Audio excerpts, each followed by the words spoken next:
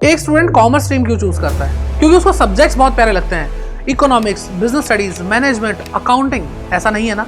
इससे पहले तो ये सब्जेक्ट बच्चे ने सुने भी नहीं होते।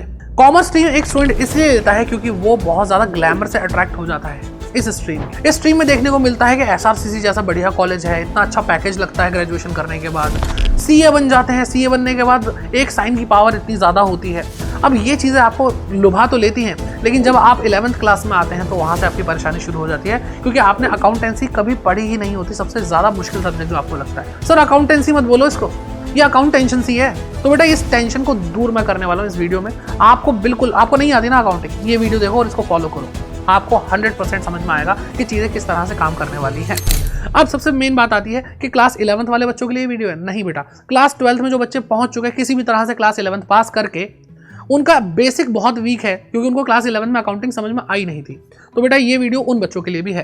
तो आपको थोड़ी सी एक्स्ट्रा मेहनत करनी पड़ेगी अपनी क्लास 12 के साथ और आप सारी चीज़ें कर पाएंगे। तो चलिए स्टार्ट करते हैं इस वीडियो को।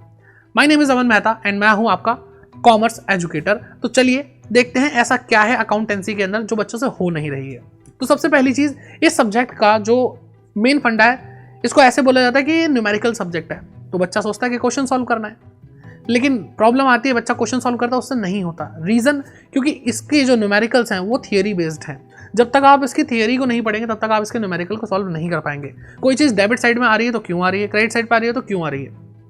अब आप अमाउंट लिखते हो, लेकिन वो जो अमाउंट डेबिट साइड पे आ रहा है उसके पीछे प्रॉपर थियरी है, वो चीज़ समझ में नहीं आती।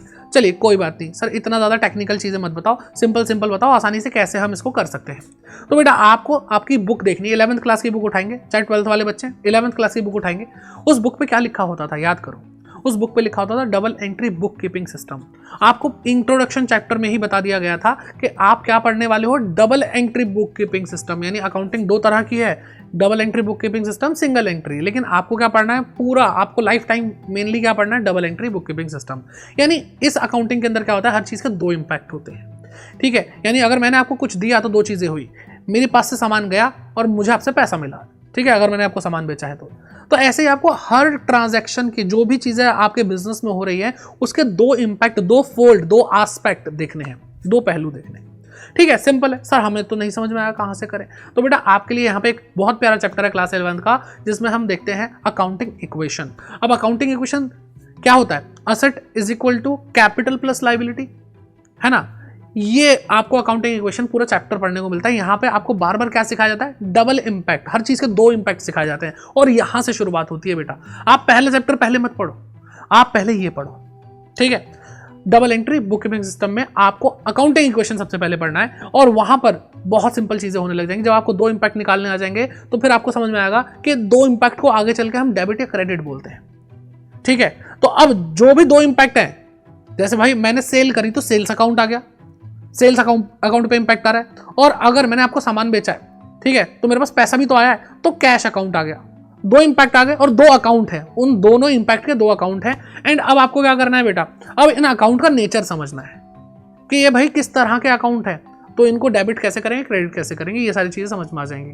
ठीक है सर, सुनने में तो अच्छा लग रहा है कि दो इंपैक्ट हमने अकाउंटिंग इक्वेशन से सीख लिए, फिर डेबिट क्रेडिट के रूल समझे जब हमने, तो हमने अकाउंट्स के नेचर समझ लिए।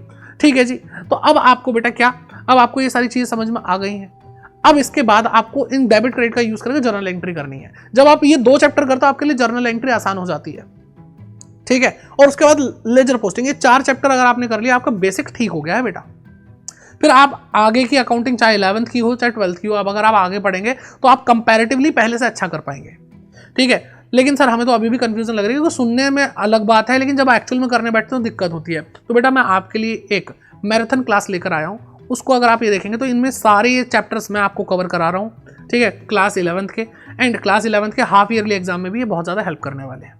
ठीक है, तो अकाउंटेंसी को बोलो कि भाई तुम अकाउंटेंसी नहीं हो, तुम बनोगे हमारी प्यारी अकाउंटिंग। ठीक है, तो यहाँ पर वीडियो के नीचे कमेंट करके जाइए, जो भी आप प्रॉब्लम फेस कर रहे हैं अकाउंटिंग को लेकर के, वो सारी प्रॉब्लम इस चैनल पे दूर होने वाली है और आपको आपकी अकाउंटिंग जो डर लगता था जिससे, वो आपका फेवरेट सब्जेक्ट बनेगा। मैं इस चीज़ की गारंटी लेता हूँ। All the best.